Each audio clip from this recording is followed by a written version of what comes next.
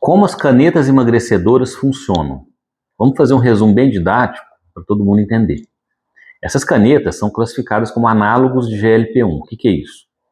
Parecem muito com um hormônio que nós produzimos.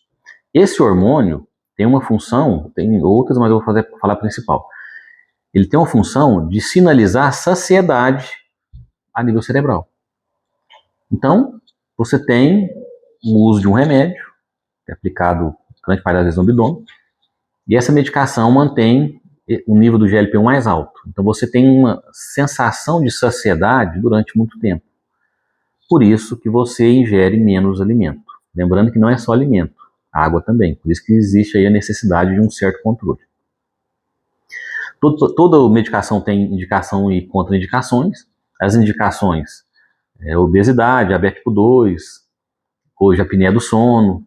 Tem aí já alguns estudos falando sobre o uso de pacientes que têm consumo excessivo de álcool, tiveram aí melhora. E contraindicações nós temos que avaliar algumas coisas. Doenças de tireoide, doenças do pâncreas, fígado, história de desidratação e pacientes com baixa massa muscular. Então, pacientes que têm baixa massa muscular, isso tem que ser pensado bem. Efeitos colaterais.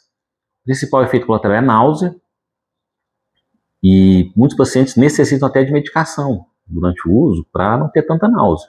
Mas alguns pacientes evoluem com náusea, sim. Nós temos também pacientes que têm intestino preso durante o tratamento. Isso é um efeito muito comum, que é piorado pela desidratação. Então, como eu falei no começo, o paciente tem que ter um segmento bem rigoroso, ter o cálculo da ingesta de água, ter os horários, não esquecer de tomar água, porque ele pode ter piora em muitos dos efeitos colaterais. E todos os efeitos colaterais dessas medicações, eles pioram muito com a desidratação. A desnutrição, que no caso ela é causada, são pacientes que começam a ter uma ingestão muito pequena de alimento, não seguem as orientações de suplementação, de correção de deficiências durante o tratamento e podem evoluir com diminuição de nutrientes. Aí, um efeito que é muito comum é a queda de cabelo. Então nós temos uma medicação que manda sinais cerebrais de saciedade, então a gente tem uma ingestão menor. Vamos lembrar, essa medicação ela tem um risco muito grande de diminuição de massa muscular. Então, se esse paciente não tiver uma orientação, um projeto para o tratamento, ele tem um risco maior de diminuir massa muscular. Quando ele termina o uso da medicação, ele tem um risco maior de reganho de peso. Agora imagina só, a medicação, já o preço é tão baixo. Aí ele perde o efeito com um certo tempo depois, reganha o peso porque ele não tem massa muscular para gastar caloria. Então é uma medicação que eu preciso de ter um segmento.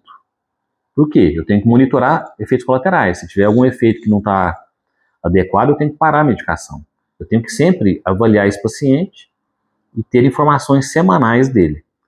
Mande esse vídeo para quem você achar que tem interesse em saber sobre essas medicações. E inscreva-se no canal.